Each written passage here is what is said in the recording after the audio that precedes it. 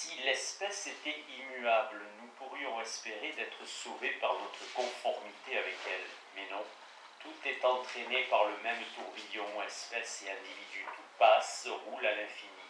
L'individu est un composé d'un certain nombre de pensées, de souvenirs, de volontés correspondant entre elles, de forces en équilibre. Cet équilibre ne peut subsister que dans un certain milieu intellectuel et physique qui lui soit favorable. Or, ce milieu ne peut lui être fourni que pendant un certain temps. L'homme, dans sa constitution, ne peut pas avoir deviné l'éternité. Il n'y a pas de progrès indéfini en tous sens, ni pour un individu, ni pour une espèce. L'individu et l'espèce ne sont que des moyens termes entre le passé et l'avenir. Le triomphe complet de l'avenir a besoin de leur disparition. Passons à une seconde objection qu'on peut faire à l'immortalité.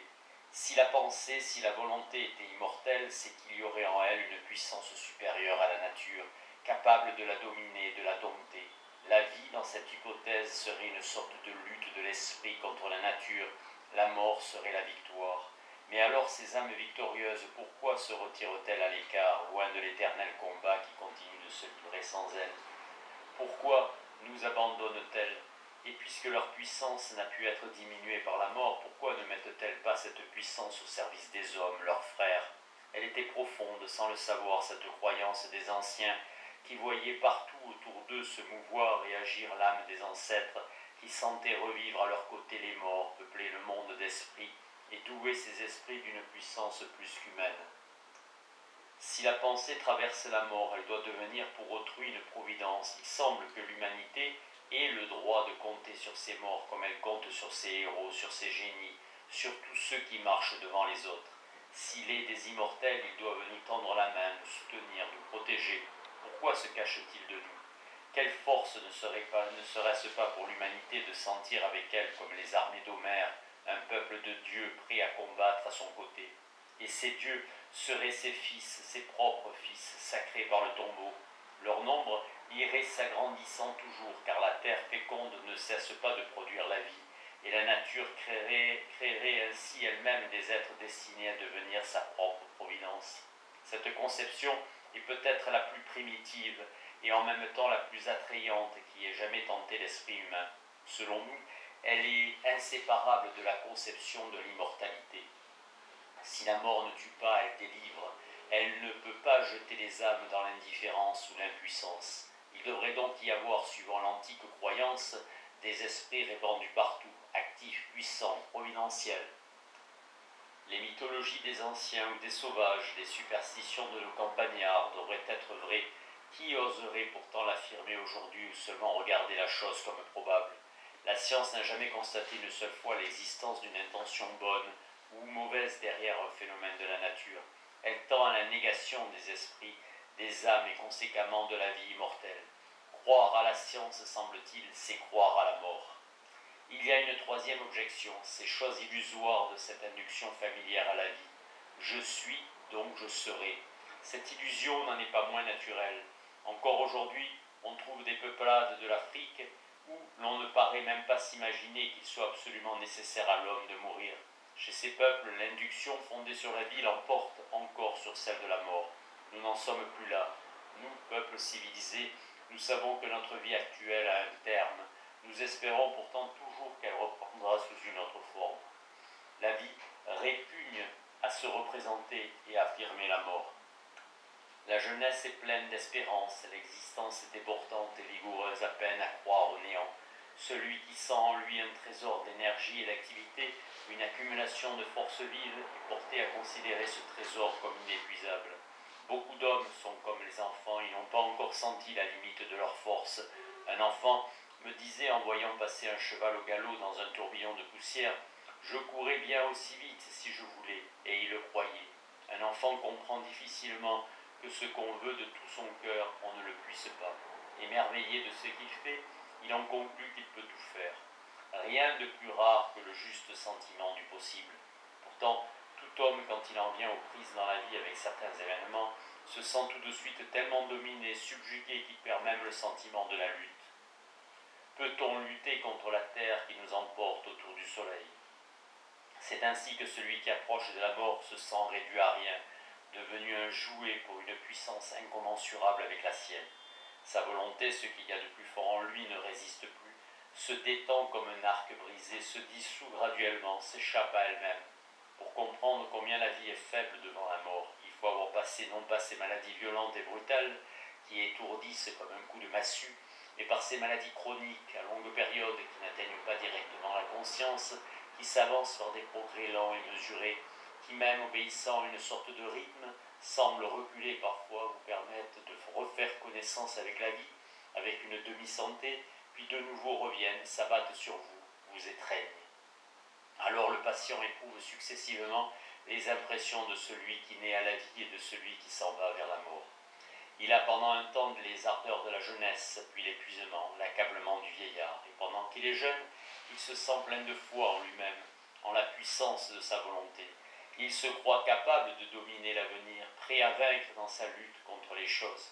Son cœur déborde d'espérance et se répand sur tout. Tout lui sourit, depuis les rayons du soleil et la feuille des arbres jusqu'au visage des hommes.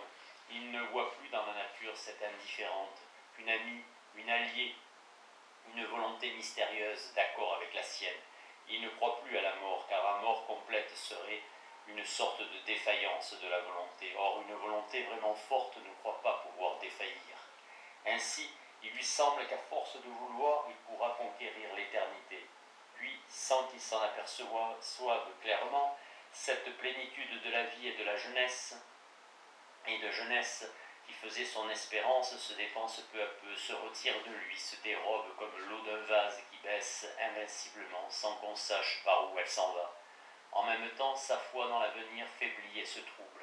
Il se demande si la foi et l'espérance ne seraient point la conscience fugitive d'une activité momentanément puissante, mais bientôt subjuguée par des forces supérieures. En vain, la volonté se tend alors et fait effort pour se relever. Elle retombe bientôt de tout son poids, ployant sous l'organisme brisé comme un cheval abattu sous le harnais. Puis l'esprit s'obscurcit. On sent une sorte de crépuscule se faire en soi, se répandre sur toutes ses pensées. On sent venir le soir. On assiste à ce travail lent et triste de la dissolution qui suit nécessairement l'évolution. L'être, par degrés, se relâche et se fond. L'unité de la vie se disperse, la volonté s'épuise, en vain à rassembler, à maintenir sous une même loi ce faisceau d'êtres qui se divise et dont l'assemblage constituait le moi. Tout se délie, se résout en poussière.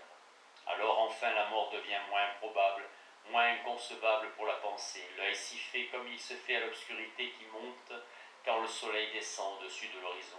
La mort n'apparaît plus que comme ce qu'elle est réellement, une extinction de la vitalité, un tarissement de l'énergie intérieure, et la mort ainsi conçue laisse moins d'espoir. On se relève d'un étourdissement accidentel, mais comment se relever d'un entier épuisement? Il suffit que l'agonie soit assez longue pour faire comprendre que la mort sera éternelle. On ne se rallume pas un flambeau consumé jusqu'au bout. C'est bien là ce qu'il y a de plus triste dans les lentes maladies qui laissent la conscience jusqu'à la fin. C'est qu'elles enlèvent auparavant l'espérance. C'est qu'on sent l'être miné jusque dans ses profondeurs. C'est qu'on ressemble à un arbre qui verrait se déchirer ses racines, même à une montagne qui assisterait à son propre écroulement. On acquiert ainsi une sorte d'expérience de la mort, on en approche assez pour que par ce passage à la limite familier aux mathématiciens, où on obtienne une connaissance approximative. On en obtienne une connaissance approximative. Anéantissement, ou du moins dispersion, dissolution, et si c'est là le secret de la mort, il est sans doute navrant à connaître, mais il vaut mieux encore le connaître. La vie vraiment éternelle serait celle qui n'aurait pas à se diviser elle-même pour parcourir les divisions du temps, qui serait présente à tous les points de la durée et embrasserait d'un seul coup toutes les différences qui constituent pour nous cette durée même. Alors, nous nous représenterions immobiles des êtres toujours changeants. Ainsi, sur les cartes de météorologie, on prévoit et on représente par des lignes fixes le tourbillonnement de la tempête qui passe. Mais cette éternité qu'on croit enviable constituerait peut-être la plus grande des tristesses, car l'opposition serait plus grande entre nous et le milieu, le déchirement serait perpétuel. Nous verrions tout fuir avant même de nous y attacher. Le Dieu des religions qui, éternel, se représente les êtres emportés par le temps, ne pourrait être que la suprême indifférence ou le suprême désespoir, la réalisation de la monstruosité morale ou du malheur. Malgré toutes les objections des philosophes, l'homme aspirera toujours, sinon à l'éternité intemporelle, du moins à une durée indéfinie. La tristesse, qu'apporte avec elle l'idée de temps, subsistera toujours. Se perdre soi-même, s'échapper à soi-même, laisser quelque chose de soi tout le long de la route, comme le troupeau laisse des flocons de laine au buisson. Désespoir de sentir s'écouler tout ce qu'on possède, disait Pascal. Écoulement, c'est une chose horrible de sentir s'écouler tout ce qu'on possède, Pascal dans les pensées. Quand on se retourne en arrière, on se sent le cœur fondre comme le navigateur emporté par un voyage dans un voyage sans fin et qui apercevrait en passant les côtes de sa patrie. Les poètes ont senti cela 100 fois, mais ce n'est pas un désespoir personnel, toute l'humanité en est là. Le désir de l'immortalité n'est que la conséquence du souvenir. La vie, en se saisissant elle-même par la mémoire, se projette instinctivement dans l'avenir. Nous avons besoin de nous retrouver et de retrouver ce que nous avons perdu, de réparer le temps. Dans les tombes des anciens peuples, on a cumulé tout ce qui était cher aux morts, ses armes, ses chiens, ses femmes, ses amis, même se tuer parfois sur la tombe. Il ne pouvait admettre que l'affection pût être brisée comme un lien. L'homme s'attache à tout ce qu'il touche, à sa maison, à un morceau de terre, il s'attache à des êtres vivants, il aime. Le temps lui arrache tout cela, taille au vif en lui. Et tandis que la vie reprend son cours, répare ses blessures comme la sève de l'arbre recouvre les marques de la cognée, le souvenir agissant en sens inverse, le souvenir, cette chose inconnue dans la nature entière, garde les blessures saignantes et de temps en temps les ravive. Mais ce souvenir des efforts passés et de leur inutilité finit par nous donner le vertige. Alors à l'optimisme succède le pessimisme. Le pessimisme se ramène au sentiment de l'impuissance, et c'est le temps qui nous donne à la fin ce sentiment. Le monde, prétendent les stoïciens, est une grande fête. Quand il en serait ainsi, répondent les pessimistes, une fête humaine ne dure qu'un jour et le monde est éternel.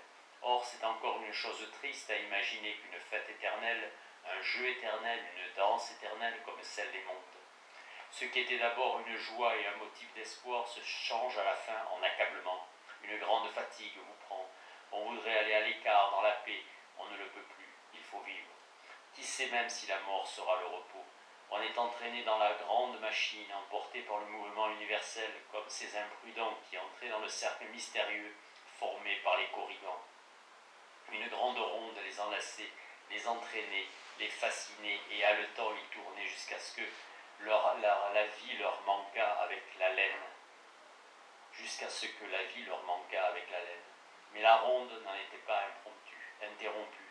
Elle se reformait plus rapide, et les malheureux, en expirant, voyaient encore à travers le nuage de la mort tourbillonner sur eux la ronde éternelle.